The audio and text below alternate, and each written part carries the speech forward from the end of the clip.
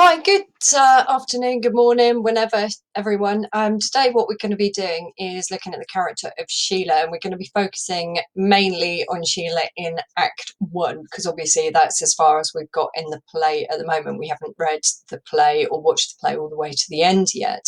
So settle in for the long haul. I think it's going to be a long video today. So what I would recommend is don't try and watch it all at once. Chunk it up into maybe 3 or 4 different bits to watch across the week, unless of course you just want to do all your English in one day and get it all done, and you don't find me too boring, in which case go for it. Watch it all. Good luck if you decide to do that. So our learning question today is, can I understand and analyse the character of Sheila Burling in and in Spectacles? Obviously that will only be Sheila in Act 1, not the entire play.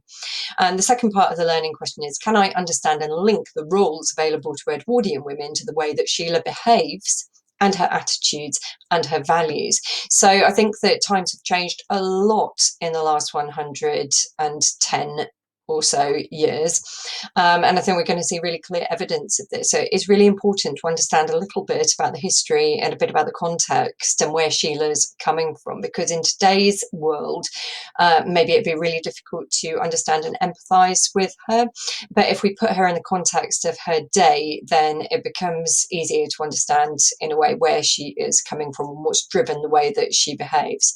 So the first task, as usual with one of these play tasks, is to actually go ahead and watch the next section of the video. As I said last time, a real big tip or hint for you is to make sure that you're also like half watching and half following along in your own copy of the script, because some lines have been deleted and some lines have been slightly changed, and they're quite important lines, which obviously we will look at a bit later when we're annotating, but it's a good idea if you have in your own head exactly what the playwright J B Priestley intended. So today we are watching about 15 minutes of the play, so the end of Act 1, and what you're going to be watching is from 1844, and what you'll see is something like this still of Sheila here. She's just coming back into the dining room, and we're going up for just under 15 minutes to 32 minutes and 30. So that's when the inspector comes in and says, "Well, Mr. Croft," or something along those lines. Okay, so as ever, the link is going to be in the information above and in the description down below. The time that you're starting on is 1844. So if you can go ahead, and I'll see you back here in about 15 minutes. Enjoy the video.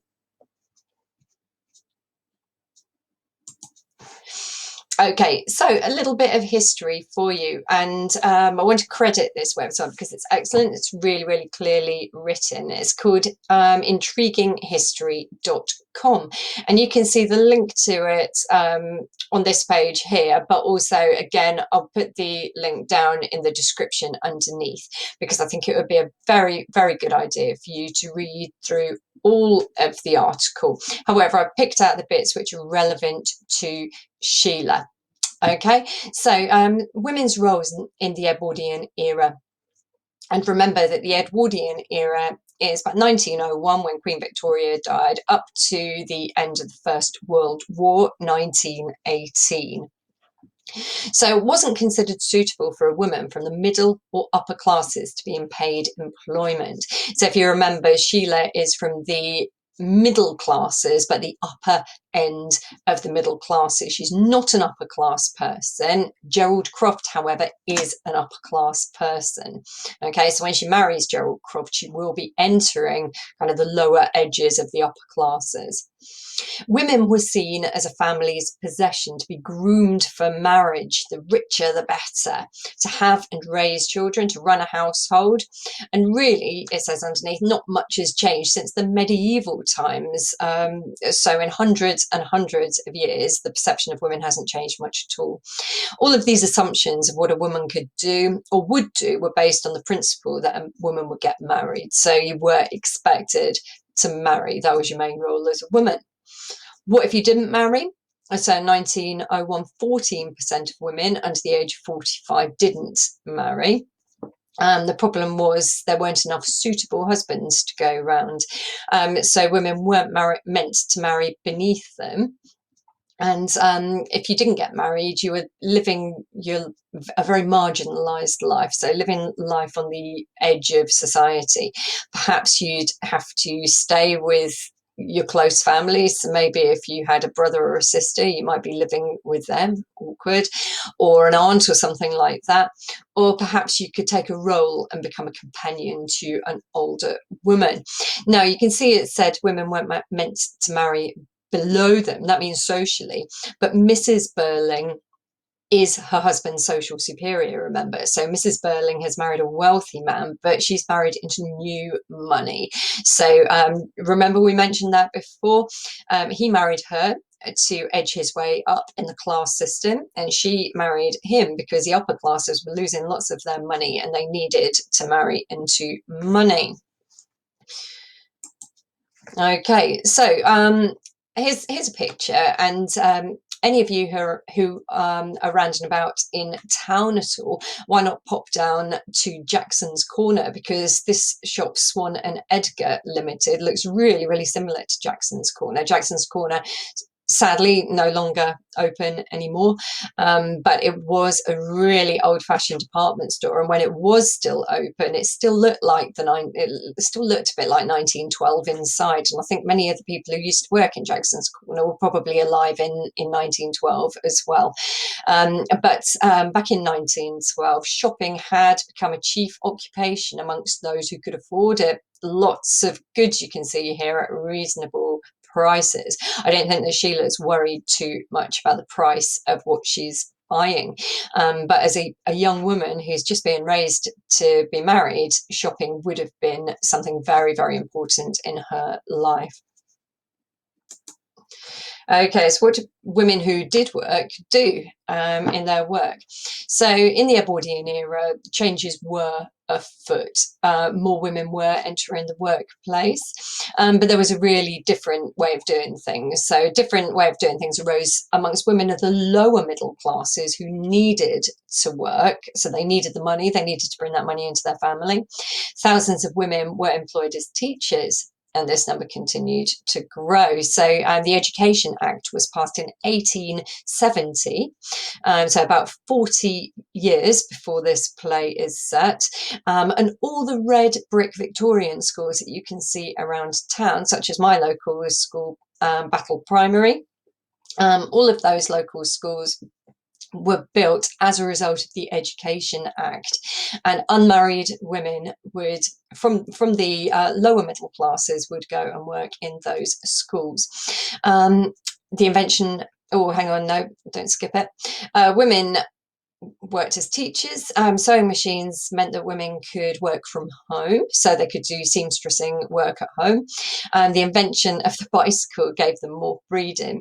It meant that women didn't need a companion to go and walk with them, because if someone tried to assault them, they could cycle away nice and quickly.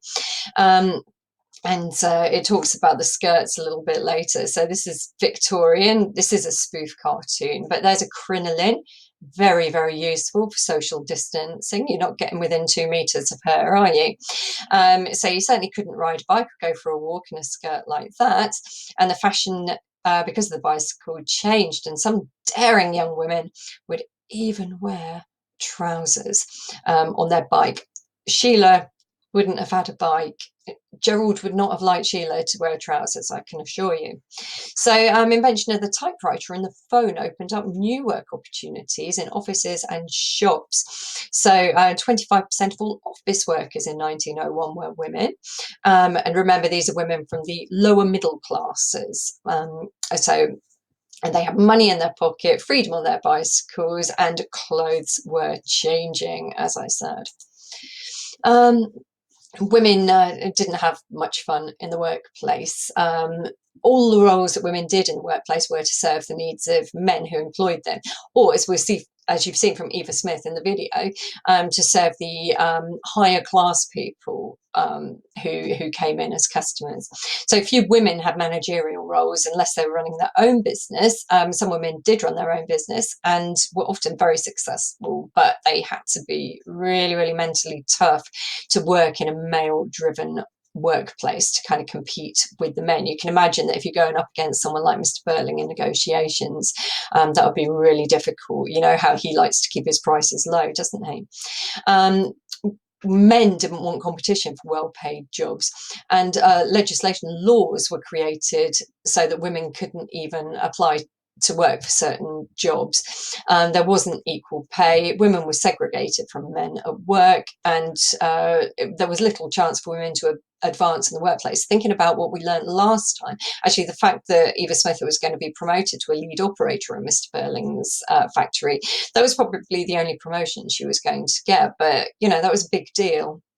So even trade unions, who are meant to protect the rights of workers, and trade unions first started operating during the Victorian era, again in 1871, the same year that the mighty Reading FC were founded. So trade unions established in 1871, but they didn't represent women and they didn't want women in the workplace. So women were really, really up against it if they wanted to work. Okay, so we're going in for a little bit of annotation now. So if you've watched that and made notes on all of that, now will probably be a good time to let some of that sink in and to take a bit of a break. However, I'm going to plough on with the annotation. Make sure you have got your copy of the script or the play in front of you so that you can get some notes down. So if you have a look at this play, Sheila's now entered, it says, and this line was cut out in that video version. And she says, gaily, is kind of really ironic, isn't it? What's all this about streets? They were just talking, the young man and Mr. Burling, about what happened to Eva Smith after she was fired from Burling and Company. Did she go on the streets, they said, and going on the streets is a euphemism for prostitution. And Sheila just goes, what's all this about streets? It shows she's really naive. She doesn't know what's going on, does she? However, I think that J B Priestley does this on purpose, because what Sheila doing, she's marrying a wealthy young man, and she feels she's achieved everything in life. So challenge yourself, have a think. Is marrying for money and status rather than love the same as prostitution? Perhaps one could suggest it is. So Sheila and Eva are kind of doing the same thing, but obviously the outcomes for Sheila seem to be a lot happier than the outcomes going to be for Eva. So there is a kind of a parallel there in what's expected of women. So Sheila says, Mummy sent me in to ask why you didn't come into the drawing room. So she's using this really childish language. And then Mr. Burling says, she sees the police inspector there, and she's like, what's going on? What's this all about? Nothing to do with you, Sheila, he says to her. Run along. Really, really childish way of talking to her. Run along is kind of something you'd say to a toddler, really. And what I noticed about this was that he's treating Eva, who's 24, Sheila's in her early 20s, treating Eva in the harsh reality of the workplace, and firing her when she had the guts to start a strike. And yet to Sheila, he's saying, run along now, child. He calls her child a little bit later on, which you'll annotate in a page or two. So Burling starts getting cross when the inspector asks Sheila to hang around for a bit. Wait a minute, Miss Burling. I consider this uncalled for, officious. I've half a mind to report you. And again, he's still talking in this kind of harsh, to the point kind of way. That's his style of speaking. So Sheila comes into the room, and the inspector says, I'm a police inspector, and he repeats this line. He keeps using the same emotive language. A young woman died after several hours of agony in the infirmary. And Sheila responds in a really similar way to the way that Eric responds. Oh, how horrible. Really, really similar to Eric, who said, my God, when he heard that news. So both of them are shocked, and both of their reactions contrast with what Gerald and Mr. Burling said. Okay, so when Mr. Burling talks about sacking Eva Smith, Eric almost starts echoing what the inspector said. Don't tell me this is because I discharged her from my employment. That might have started it. And this is really similar to something the inspector says. And you'll see as the play goes on, Sheila especially almost takes over the role of the inspector later on in the play, but Eric's doing that already. It shows the impact that the inspector has made on these two young people. And then we see Sheila says, did you, Dad? Did you sack her, Dad?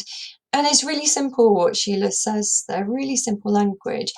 But actually we can zoom in on this quite a lot. The fact that she calls Mr. Burling Dad shows that they've got quite a close relationship at this point. It's quite familiar. It's not as babyish as Daddy or Mummy, as she's been calling him Dad. And it shows she's got this kind of really easy, comfortable relationship with him. I think that term of address, Dad. But you can almost hear the disappointment in her voice. No stage directions. Did you, Dad? Now think about it. And many of you girls who are watching this video probably have a really close relationship with your dads too. Lots of girls really, really look up to their dads and almost idolize them. And you get this idea. Mr. Burling's the one who's kept Sheila safe. She could joke with her dad earlier about the marriage. She could easily tell him, don't talk about business. I just got engaged to Gerald. Let's talk about that. It's really kind of comfortable, easy relationship with her dad. And clearly her dad's someone she looks up to. And in Gerald, she's found someone who's running Crofts and Company, Crofts Limited. And someone who's kind of like her dad. She doesn't want him to become a purple-faced port-drinking man like her dad, but he's in the same kind of business, someone like her dad. And that's who she's chosen, well, somewhat chosen for her husband. And now she's feeling a little bit let down by her dad, and that's going to get worse. The girl had been causing trouble in the works. I was quite justified. And Gerald says, yes, I think you were. We'd have done the same thing. So you can see how Gerald is like her dad. And Gerald's backing Burling. Gerald's interesting. We'll look at him next lesson because we'll see what Gerald's involvement is in Eva Smith's life. But he kind of sits quite neatly with his age being in his 30s between the older generation who are in their 50s and the younger who are in their 20s. He's not young and naive like Sheila and Eric, but he's not quite as old and set in his ways as the older Burlings are. But here he's very much agreeing with Mr. Burling. Now you see, this is a really weird picture I've taken of my mirror, because what I notice in this scene really clearly is there are so many mirrors involved with Sheila and Eva Smith. The two girls are similar in so many ways, and whenever I see a similarity, I'm kind of whacking a mirror in there. In fact, you might say I could have put one in at the top here. But the reason I haven't, though kind of Eva Smith is, they're saying maybe she'll fall into prostitution, and Sheila's marrying for money and status, which I'm arguing could be considered the same thing. I do think that there's genuine love between Sheila and Gerald. So although that might be the case for some people, I do think that their relationship is presented as genuine by J B Priestley, the playwright. Anyway, you can though see how Sheila is flirting and playing up to Gerald on the other hand though. Sheila says, I can't help thinking about this girl. I've been so happy tonight. And you've got that contrast, haven't you? Sheila has been drinking champagne earlier, the glass has been removed at the beginning, and Sheila has been drinking port, the red wine, to celebrate. Whereas Eva Smith has been drinking disinfectant. So both girls have both been drinking on the same night. But the result of Sheila's celebration is it's going to end up in a good marriage to Gerald. Whereas we've got this twisted, dark mirror kind of thing going on, where in this Alice through the looking glass world, in this twisted, dark side of the mirror, Eva has drunk disinfectant and died. So it's almost as if Sheila is on the good side of the mirror and Eva is on the dark side of the mirror. Think about this as we're going through this particular scene, and indeed as the play carries on. So Sheila's been happy, whereas Eva's been so depressed that she has committed suicide. And here we find out the age of Eva Smith. Yes, 24. And we said in the stage directions, it indicates that both Eric and Sheila should be in their early 20s. But I think I discussed earlier that definitely Sheila comes across as the older sibling. And I guess that would put Sheila at about 23 or 24, just like Eva, just down here. Sheila wants to know if Eva was a pretty girl. Why would that matter to Sheila? Well, as we've just read in that history, for a woman who's in the higher echelons of the middle classes, her main role in life is to snag herself a good, wealthy husband. So to Sheila, looks at everything, because the prettier you are, the more men will be interested in you. But also it helps her to empathise with Eva. And I think if Sheila can see the connection between the two of them, Sheila needs this empathy where she's feeling the same emotions as the person she's talking about, who's Eva just here. The inspector kind of echoes Sheila's words now. Previously, when the inspector was talking to Mr. Burling, he sounded like Mr. Burling. Now he's talking to Sheila. He sounds like Eva. He says the kind of things that Sheila might say.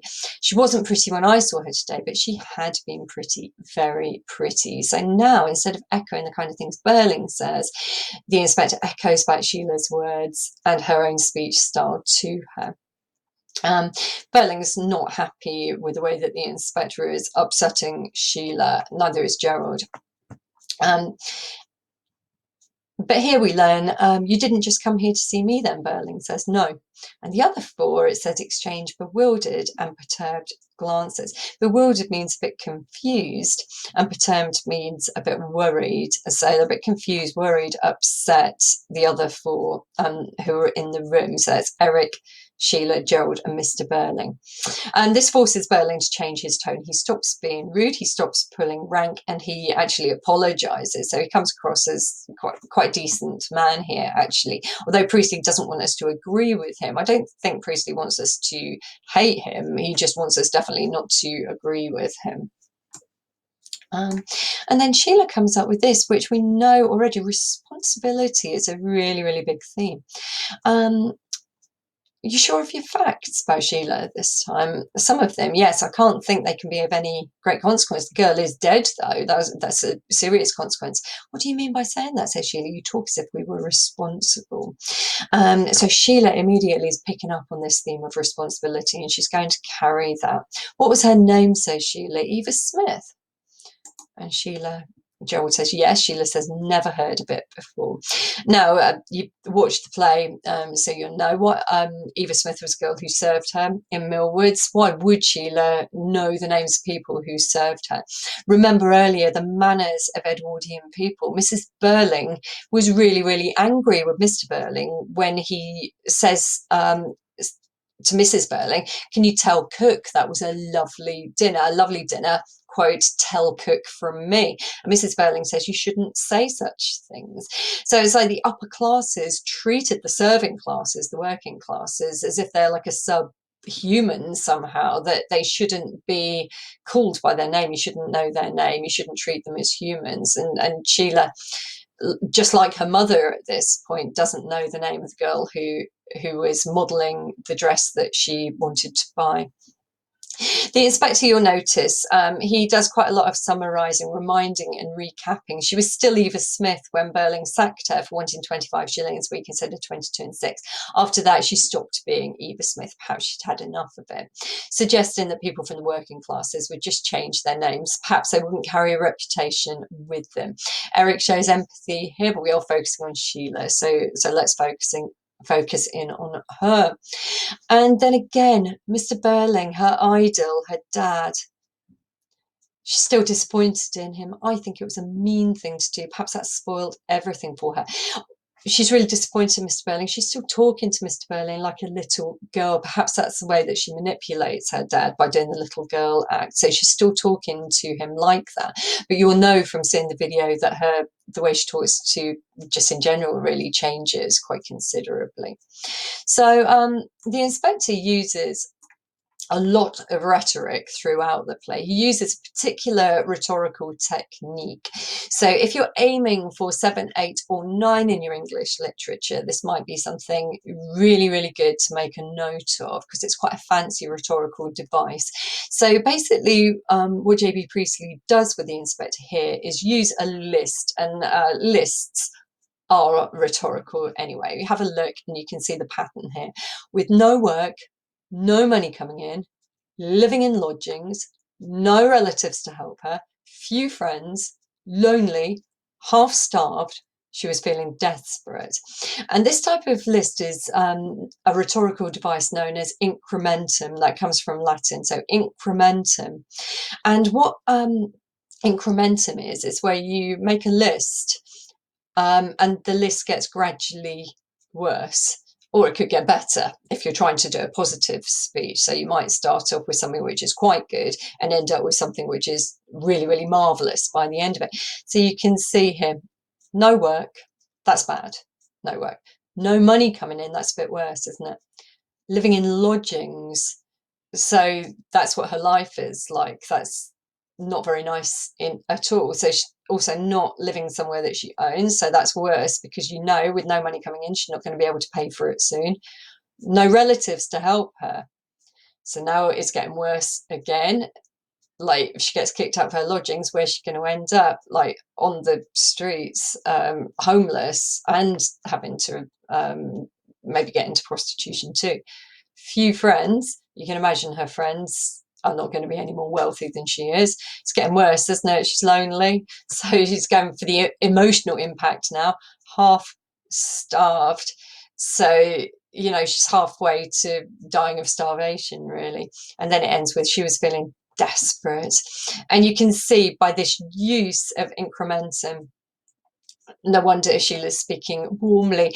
I should think so. It's a rotten shame. She's kind of talking like she's Eva's friend, or even wants to be Eva's friend. She can imagine herself kind of looking after someone like Eva.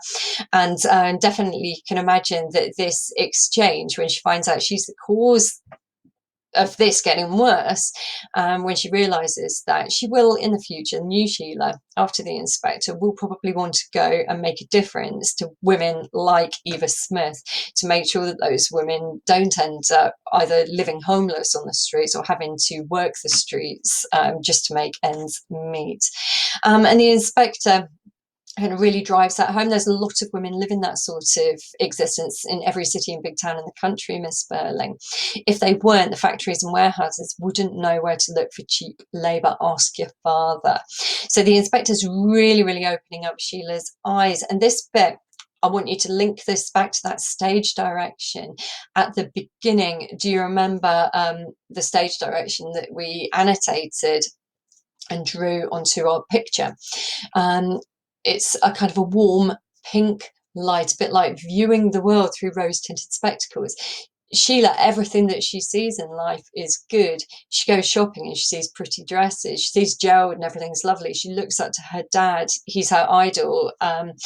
Everything in Sheila's life is warm and fuzzy, but now the inspector is opening her eyes under this harsher, brighter light that Edna changed it to when she put the lights on when the inspector came in. And the inspector is helping to open up her eyes, so she just doesn't see everything as pink and warm and fuzzy. She sees everything for what it really is. And Eva sounds a little bit like the word every, doesn't it? And Smith is the most common English name, and it's a working class name. Smith's someone who works with his hands with metal for a living. And Eva Smith, she's like representing every working class person. So a lot of young women, she's just one of them, one that Sheila's noticed now, but there's a lot of those women. And Sheila is horrified. These girls aren't cheap labour, they're people. And just to remind you again that the upper classes, particularly like Mrs. Burling, they treated working class people almost as if they were a different species, like aliens from another planet. They didn't think that they were the same kind of humans as they were. They thought they were somehow unrefined. And they would look at these girls providing cheap labour and didn't think that they had the same kind of emotions, the same kind of feelings as we did, because they weren't born into these upper class situations here. And then the inspector says, no, you're right, they're people. Then I've had that notion myself from time to time. I thought it would do us all a bit of good if we tried to put ourselves in the place of these young women counting their pennies in their dingy little back bedrooms. Now, if you want to challenge yourself, you could make a really good intertextual link between an Inspector Calls and a play called Pygmalion. You might have heard of the musical My Fair Lady. It was written by George Bernard Shaw, someone who Mr. Burling kind of puts down and sneers at during his big speech about the Titanic and everything at the beginning of the play. George Bernard Shaw in the play Pygmalion explored the idea that a working class flower girl who's selling flowers for pennies, if you could take her, clean her up, put her in some nice clothes and teach her to speak in a really, really posh accent, received pronunciation, if you could do all those things, could she become an upper class girl? Could she pass as an upper class member of the aristocracy in polite society? And he does that with a girl called Eliza Doolittle in that play. And there's a very, very long description of Eliza going back to her own lodgings. And that play was written and indeed set at the same time as Inspector Calls, although Inspector Calls was written in 1945.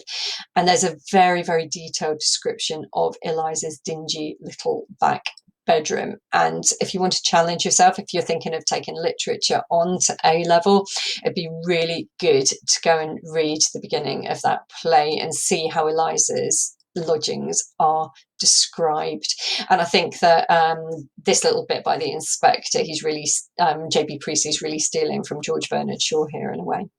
So anyway, she didn't end up going on the streets, Eva Smith, at this point. She got a job in Millwoods.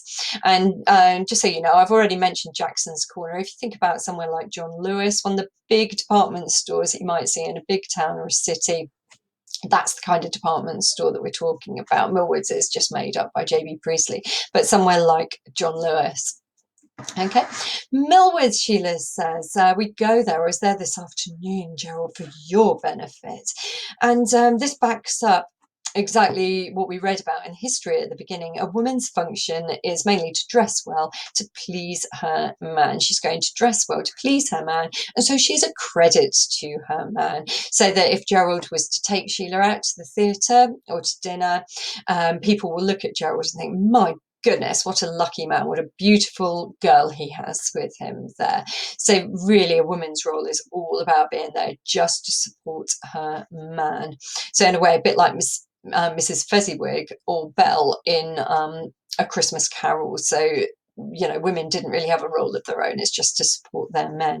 So again, we've got this mirror thing going on here, haven't we? So she was lucky to get taken on at Millwoods. Sheila shops at Millwoods and Eva works there. You can imagine that Sheila again can empathise with her. Now, because Sheila might think to herself in this weird kind of looking glass world, if Sheila had been born into a different world, somewhere like Millwoods would be exactly where Sheila would like to live.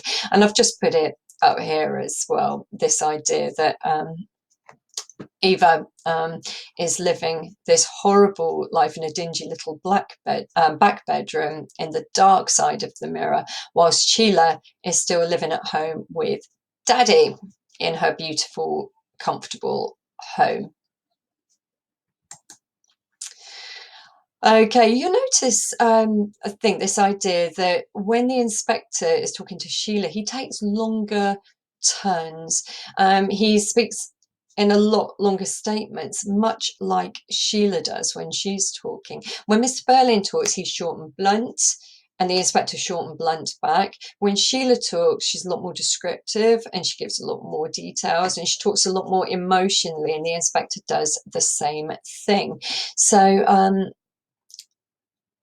yeah, that gave her a chance. It seemed like she liked working there. It was a nice change from the factory. The inspector says she enjoyed being among pretty clothes. And that's exactly the type of thing Sheila would say. You wouldn't expect a police inspector to talk about enjoying being amongst pretty clothes. And then he says here, you can always, you can imagine how she felt making a fresh start. And the inspector always lets Sheila empathize, and Sheila can imagine what it would be like making a fresh start after being sacked from your job and finding a job working with beautiful clothes and accessories. Yeah, Sheila can really empathize with that. She could almost imagine herself doing that job, as I said. So down here, the inspector says she was just settling down, Eva Smith, into her job. She had to go. I've put here workers' rights are zero. It's about zero. Actually, we've established workers' rights weren't zero. In 1870, male workers had their unions that they could turn to for help. But maybe I should preface this with women's workers' rights were zero. The unions didn't even want women working in popular jobs. They probably grudgingly say that a woman can work in women's fashion, but actually a lot of the kind of managers in women's fashion would have been men. So no workers' rights for the women there. You could just be fired on the spot, even if there was nothing wrong with the way you were doing your work. Burling says there must have been something wrong. It's almost like Burling's looking for affirmation here. He wants to feel better. He's like, well, I sacked her. Like, if someone else sacked her as well, that just proves it. She must have been bad at her job. She's a troublemaker. He really wants someone. So this idea about responsibility, even though Burling doesn't want to take responsibility, it kind of like his subconscious is taking responsibility. He wants to share that responsibility, doesn't he? And he wants that to make him feel better. And that's a real big theme in the play as well, this idea that if we can feel that we're sharing responsibility, then we might feel a little bit better about ourselves. Okay, and then Sheila has a look at the picture and she recognizes that girl, but she's realized it already, hasn't she? Because the inspector is making her have so much empathy. When she realizes that she recognizes the girl from the picture, she gives a little cry, she gives a half stifled sob, and she runs out. So it really affects her when she realizes this girl who is already so down on her luck has had another job loss, and this time it's because of Sheila, and Sheila's really upset about that, but she realizes she's involved before. She stares at him agitated, and when you're agitated you're kind of fidgety, you're kind of uncomfortable, kind of awkward, and then she says, what did this girl look like? So that really awkward repetition of what, because Sheila knows that she's to blame even before she sees the picture just confirms it. So she runs off crying basically, and she goes out and has a big old boo-hoo. And as I promised you earlier, is Mr. Burling, why the devil do you want to go upsetting the child like that? So if I can just remind you here, first of all, Sheila's in her 20s, probably 22, 23, 24. And Burling's saying you're upsetting the child, but Burling was quite happy to fire Eva Smith, who's exactly the same age as Sheila. So he treats two women who are the same age as each other totally differently. He doesn't look at Sheila.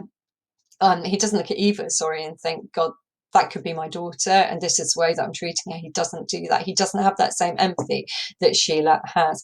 But hopefully what you're noticing here as well is, whilst Eric, we've seen a little bit, he is a bit of a mummy's boy, isn't he? Eric, I want a word with you. Sheila is definitely a daddy's girl. He doesn't want Gerald to go and talk to her.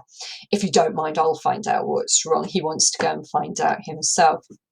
What I want you to also think about, again, especially at the moment, if you're aiming for those 7s, 8s and 9s, if you're one of those people with a high target grade, I want you to start thinking about, is Inspector Gould, is he a real policeman? Or is he more like the conscience of the Burling family. Think about the way that his speech style changes.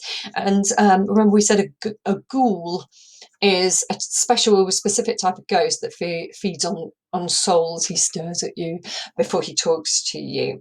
And what is he doing now? He's tapping into Sheila's soul. He tapped into Mr. Burling's soul. He's trying to draw out this information with very little to go on. So have a think about that as it goes on, and keep looking at these speech styles. Okay, Gerald, shall I go after her? No. And have a look here. We've got Burling says, we were having a nice family celebration tonight, and a nasty mess you've made of it now, haven't you? And the inspector just echoes that straight back at him. A nice little promising life there, I thought, and a nasty mess someone's made of it. So we've got Burling saying, you spoilt my party. Whereas the inspector's like, yeah, but you've caused someone to destroy their life. So you've got a real kind of contrast here. It definitely makes Burling sound like a baby as well, doesn't it? But have a look, the way he's echoing Mr. Burling here, but he's much harsher with Mr. Burling than he is with Sheila. Hopefully you're noticing that too. Something up with Gerald, I'm not going to say too much, but he says, I'd like to have a look at that photo. Now, why is he so keen to look at this photo? What's he got on his mind? Why does he want to see this girl? And the inspector says, if you've anything to tell me, you'll have the opportunity of doing it soon. What's the inspector hinting at here? And then he says to Eric, I think you better stay here. Eric says, why should I? So what's the inspector, or J B Priestley, really, the playwright who's the puppet master, what's he hinting at here? And again, this idea of echoing the speech style. So he's really harsh with Mr. B, who's harsh with the inspector. The inspector says, possibly, if you're easy with me, I'm easy with you. So Sheila is just easy with the inspector. We'll see that now. She gives her story. You've seen it in the video already. She gives her story out. And the inspector just lets her do it. He doesn't have to keep prompting her and bullying her to get the language out. Now, you notice through this section, Gerald is rude and arrogant towards Inspector Gould. After all, you know, we're respectable citizens, not criminals. And this is very much about stereotyping, isn't it? He's saying, well, these guys are upper middle class and I'm upper class, don't you know? And we're respectable citizens. So the stereotype is, if you're of a high social status, then you can't possibly be a criminal. Why could you? But the inspector disagrees with Gerald here. Sometimes there isn't as much difference as you think. If it was left to me, I wouldn't know where to draw the line. Does being of a higher class and being wealthier mean that the laws don't apply to you? The inspector is suggesting. My goodness, I always say Inspector Calls is an old-fashioned play, but it is still relevant nowadays. Who saw in the news recently the government advisor who went to Eton with the Prime Minister, going on a nice little jolly and clearly breaking the lockdown rules and getting away with it. Do you know where to draw the line between what's criminal and what's just being able to pull rank and use your contacts and use your status to get away with committing a crime? Not much has changed, I don't think, since 1912 and since 1945 when it comes to people of higher status. Okay, Sheila comes back in. She says, you knew it was me. Yeah, the inspector says, I did. And Sheila's really, really different from Mr. Burling here. She actually has a conscience and she wants to take responsibility.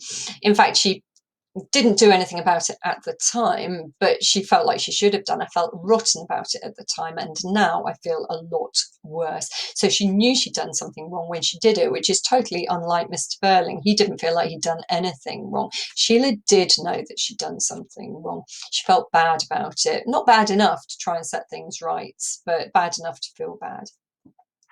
The inspector says after she got fired, she tried for another kind of life, which is a euphemism, another euphemism for prostitution.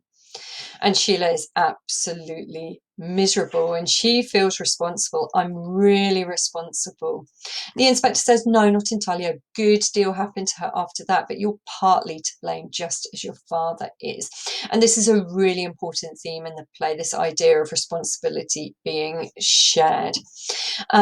Remember, Sheila was very pleased with life at the beginning of the play, very pleased with life. The light was pink and warm. She was wearing those rose-tinted spectacles and just seeing everything that was lovely in her little life. Now, however, she's speaking miserably. Now, however, she's speaking and acting distressed. So she's really upset and panicky now. And she tells her story. If they didn't get rid of that girl, I'd never go near the place again. I'd persuade mother to close our account with them. And Eric did warn us what she was like, remember? She said, I got the girl fired because I was in a furious temper. But why was she in a furious temper? And this is really interesting, and this is my looking glass analogy. So remember what I said, Alice through the looking glass. Sheila is on the good side of the looking glass, and Eva Smith is on the twisted, the reverse side of the looking glass here. Sheila says, when I was looking at myself in the mirror, I caught sight of her smiling at the assistant. I was furious with her. So for a split second, Sheila's almost on the dark side. She's tried something on which is ugly and she looks really bad and she's really furious and getting in a bad temper. And Eva in the background, in the mirror that Sheila can see, sees Eva laughing. And we find out in a bit that Eva looked beautiful in the outfit that Sheila looked stupid and ugly in. And we've got kind of a reversal of the mirror here, but you can see where I'm coming from, hopefully, with this looking glass analogy. Sheila says it wasn't the girl's fault that got her fired, and she still feels guilty. Gerald's looking at her like that. And she says to Gerald, I expect you've done things you're ashamed of too. So she is foreshadowing things to come that Gerald has done. Time is a really important theme motif in this play. The inspector cuts in. You can settle that between you afterwards. The inspector always seems in a hurry, and time is important. We'll see more references to time a bit later on. So Sheila wants to go to the shops and buy something. And I'm going to argue that probably shopping, retail therapy, is one of the only areas of Sheila's life that she has some control over in her own life. Her parents control her life. Her parents definitely would help to determine who she was going to get married to. And when she marries Gerald, Gerald will control her life. He will tell her how much money she has to go and spend at Millwoods or whatever. But when Sheila is shopping, she has a tiny little bit of control over her own life. She's seen an outfit that she wants to try and put together, a dress probably with matching hats and jewellery, and she wants to go in. It was an idea of my own, perhaps something which was really quite fashionable. But mother had been against it, and so had the assistant, she says. So in this one small part of her life that Sheila has a tiny, tiny modicum of control, her mum is still trying to control what she buys. And I am sure that especially all the girls in particular who are out there thinking about Sheila, you've probably all been shopping with your mum, and your mum wants to control what you buy in the shops, and it is the most infuriating, antagonizing moment, and it can set up all sorts of insecurities when your mum tells you, no, you can't wear that because it makes you look fat or you look really ugly, and that can destroy you in a way no friend would ever do. So there's her mum trying to take control in this small area of Sheila's life. I want you to feel some empathy for Sheila, even though she acts like a spoiled brat. She's being undermined by her mother in the only area of her life she has control. No autonomy here. And she says, it just didn't suit me. I looked silly in the thing. Well, this girl had brought the dress up from the workroom. And when the assistant, Miss Francis, had asked her something about it, this girl, to show us what she meant, held the dress up as if she was wearing it. It just suited her. She was the right type for it, just as I was the wrong type.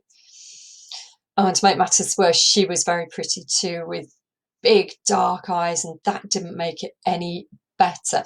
Now, I like the casting of Sheila in the version that we're watching, because Sheila is cast as very fair. So again, in this mirror kind of thing, I like to imagine that Sheila is probably quite tall and quite slim and very fair, like typical rosy cheeks, whereas perhaps Eva is more kind of like dark skinned with dark eyes and dark hair, maybe a more curvaceous figure. So they're both really, really pretty girls, but in really different ways. And I think that works well. You see the description with big dark eyes. In the BBC version of Inspector Calls, the actor who plays Sheila, she's portrayed as quite plain and quite awkward, and I think it's really important that Sheila should be pretty, but it just needs to be that different type of prettiness that makes it work for me with the play. I think it is important that Sheila is pretty, because otherwise we wouldn't believe that she could manage to catch a man like Gerald in the context of the play. Okay, so yeah, to make matters worse, poor old Sheila, Eva looks absolutely stunning in this dress that she looked absolutely ridiculous in. Okay, so there she was, smiling in the mirror at Eva Smith, as if to say, doesn't she look awful? And I was absolutely furious. Do we know that she was smiling because she said absolutely awful? No, possibly not. Maybe Eva Smith said, oh my God, I wish I could afford this, it's so nice, and they both giggled. Or maybe they were talking about something that had happened earlier that day. We don't know why. This is Sheila's thoughts, Sheila's troubling thoughts in her own head, and she's just made it up. And then she went to the manager, and she said this girl had been very impertinent. And we'll see a bit later on in the play, this is a word, one of Mrs. Burling's favourite words. And if the inspector hadn't come at this point and challenged Sheila, we can imagine that Sheila would end up turning into just a mini me of her mum. Don't put that in your essay. She's like basically a replica of her mum. And she's becoming that now, this young woman who's beginning to use the same vocabulary as her rude mother. We find out more about Mrs. Burling later in the play, obviously. And here, she doesn't start crying and running out here. It says she almost breaks down, but just controls herself. Can you see from just 5 minutes ago how Sheila has matured? Previously, she stifled a sob and ran away, like in a bit of a tantrum. Here, she's showing a sign of maturity, isn't she? She manages to control her emotions so that she can carry on telling her story. But she says she was very pretty. She looked as if she could take care of herself. She said if she'd been some miserable, plain little creature, I wouldn't have got her sacked. But she looks as if she could take care of herself. In Sheila's world, in Sheila's bubble, if you're pretty, you can hook yourself a man. She thinks, oh, okay, I'll get this girl fired, but she'll go and get herself a husband in a couple of weeks. It's fine because she's pretty. That's what she can do. And that shows us about the social spheres and what Sheila's been brought up to, doesn't it? If you've got good looks as a young female, life is easy for you. That's what Sheila has been brought up to believe. And the inspector, as I said, is absolutely opening her eyes to the reality of what it's like to be a working class girl. The inspector picks up on this theme, the abuse of power. We've seen Mr. Berlin use his power, wield his power, haven't we? Sheila abuses her power. You used the power you had as daughter of a good customer and a man well known about the town to punish the girl just because she made you feel like that. I would suggest that when the inspector uses this 3-part list, harshly, yes, but you can't help her now. You can't. It's too late. She's dead. And actually, I think that's Sheila's voice in her own head, that Sheila kind of being harsh to herself. The inspector says it, but it sounds like that's what Sheila would be saying to herself. Because the inspector has been really kind to Sheila so far. But at the moment, Sheila is feeling she needs a good talking to. And that's what she's getting. However, not enough to deal with Eric. Shut up, Eric. Just as a side note, this is the way that Eric is treated by his family, with no respect. And not about Sheila, but for later. And Sheila shows regret.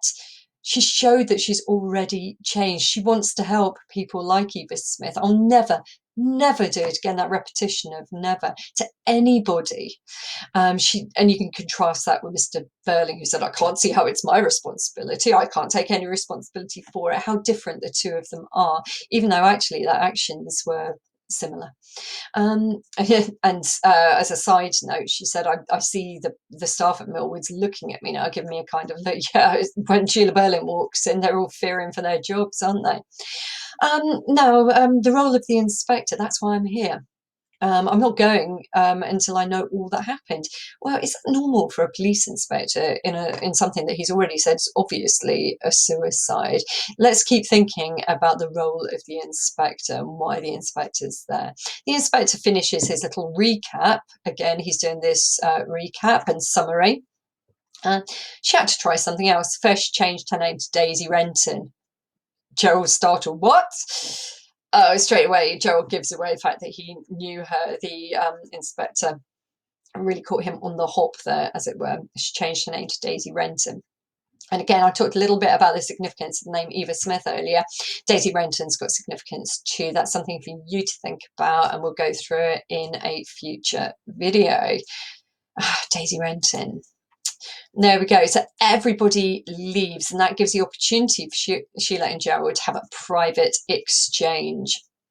And here's this motif of time again, a theme or motif of time. Don't be stupid. We haven't got much time. Why haven't we got much time? We'll talk about it when we've read the whole play, this idea about time and what some of J B Priestley's ideas about time are. It is a big theme or motif in the play. Gerald tries to turn on the charm, doesn't he? But Sheila is having none of it. Now listen, darling. Yeah.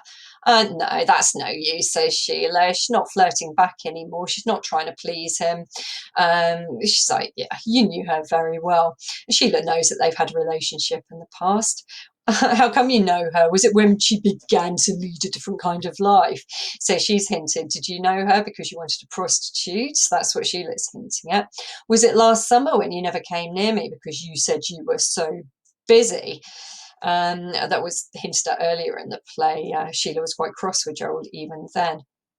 And Gerald's kind of like, yeah, okay, you know something went on. I know something went on. We don't need to talk about it. Please don't mention it. Don't say anything to Inspector. He's trying to cover up his involvement with Eva Smith / Daisy Renton. What does this reveal about the handsome, wealthy Gerald? He has no morality whatsoever. He just wants to cover everything up. He just cares about his reputation. He doesn't want trouble. He has no morals. He doesn't want to admit to what he did. And Sheila is laughing hysterically. It's not that kind of laughing gaily like she was earlier, trying to flirt with Gerald. She's laughing hysterically. So a little bit like a maniac. Why, you fool? And she's insulting Gerald, and she doesn't care anymore. She doesn't care. She's, well, you can imagine if you found out your fella had been having an affair with possibly a prostitute all last summer, you would be a little bit cross, wouldn't you? And then just at the end, Sheila looks at him in triumph. That's because she's got someone else to share the responsibility with, hasn't she? So it makes her feel a bit better about herself here. He looks crushed. So all this arrogance and rudeness and all this status that he's been throwing in the inspector's face, that's all gone. He's been crushed down. And when you crush something, you make it small, don't you? You make it like waste, you make it insignificant. So you can zoom in on that word, that stage direction, crushed.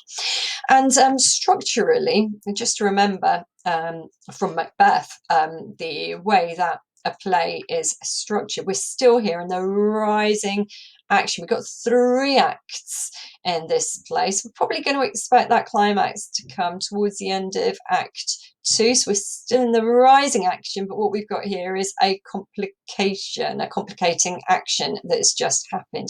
Gerald's relationship with this girl is adding another complication within the rising action. And what's great is back in the old days of theatre, back in 1945, when people would have watched this for the first time, there would have been an interval after the first act. So the audience would go out for their first drink of the night, maybe a glass of sherry or a gin and tonic.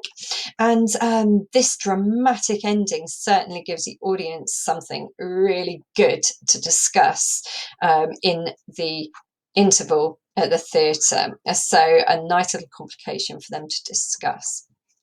So that's the end of our annotation. What I'm going to do nice and quickly is go through our learning question. And again, what I've done this time is written it up as a kind of a mini essay. So can I understand and analyse the character of Sheila Burling in this point in and in spectacles? Can I understand and link the roles available to Edwardian women to the way that Sheila behaves, her attitudes and her values? And I haven't set it as a task here for you, although I will, maybe not straight away, but I will attach this essay as a document. So what you could do is go through your AO1, your AO2 and your AO3. So AO1, that's your knowledge and engagement, your ability to write really nicely about the play. Your AO2 is your close analysis of language and structure and dramatic technique and genre and so on. And AO3 is your historical context. Okay, so you go through the essay and annotate it. I'll just read it to you for now, and that will be the end of our learning. It's 2 pages. Sheila starts the play as a pretty woman in her early 20s who's enjoying the celebration of her engagement to a wealthy man of high social status, Gerald Croft. In the Edwardian era, this means she's fulfilled her role as a wealthy daughter. This good marriage shows her move from being the property of Arthur Burling to Gerald's property. Despite her upcoming marriage, however, she is still extremely childish, with Mr. Burling referring to her as child. Perhaps, though, J B Priestley is suggesting she still has room like a child to learn and grow by presenting her like this. In her dealings with Eva Smith, we see Sheila in her day-to-day life. Like many single Edwardian women, her main role is to find a husband. She does this by shopping, a favourite pastime of wealthy women of the era. But not for herself, but for your benefit, as Sheila tells Gerald. Her role is to buy beautiful clothes and accessories to make herself look pretty so that she is a credit to her man. One might think that in shopping, Sheila has at last some control and autonomy, but even in this sphere, she is frustrated by her mother, who controls her fashion choices. It's easy to see why Sheila becomes angered when she rebels against her mother and tries on the outfit Mrs. Burling is warned against, only to realise her mother was correct. To add insult to injury, the outfit looks stunning on Eva Smith. The audience might judge Sheila's subsequent actions harshly, but most women will be able to empathise with Sheila's humiliation. Sheila instructs the manager of Millwoods to dismiss Eva Smith. Sheila equates Eva's good looks with the ability to succeed in life, as that is how she has been brought up by her mother.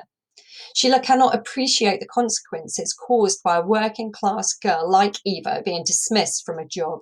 She genuinely believes that because Eva is attractive, she can take care of herself and simply find a husband. However, throughout this scene, the audience sees a big change in Sheila's attitudes and values. As Gould recaps Burling's actions in the factory, Sheila is horrified that her dad, who she idolises, treats young women as cheap labour. We see her reaction to Eva's death as similarly emotive to Eric's reaction, in sharp contrast to her father's. And also in similar sharp contrast with her father, Priestley highlights Sheila's sense of shame, guilt and responsibility. I'll never do it again.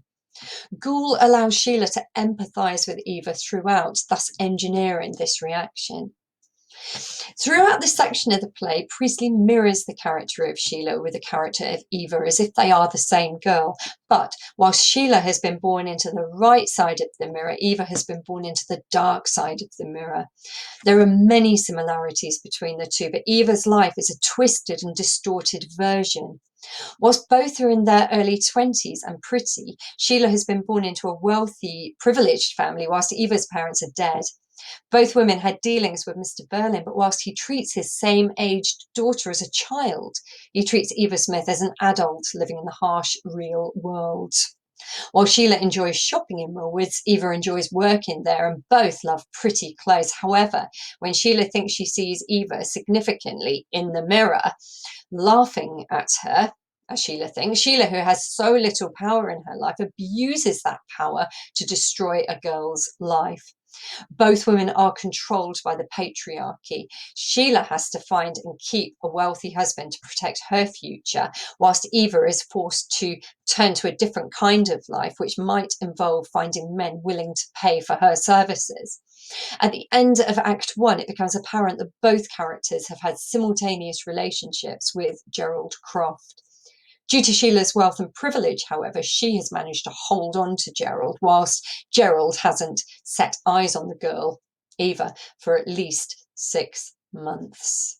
Okay, so that is the end. As I said, I will put this essay into a document for you, which you'll be able to link to in the description underneath. Next time, we'll find out what that dirty rat Gerald has been up to and what his involvement is. Eva Smith, now Daisy Renton's life.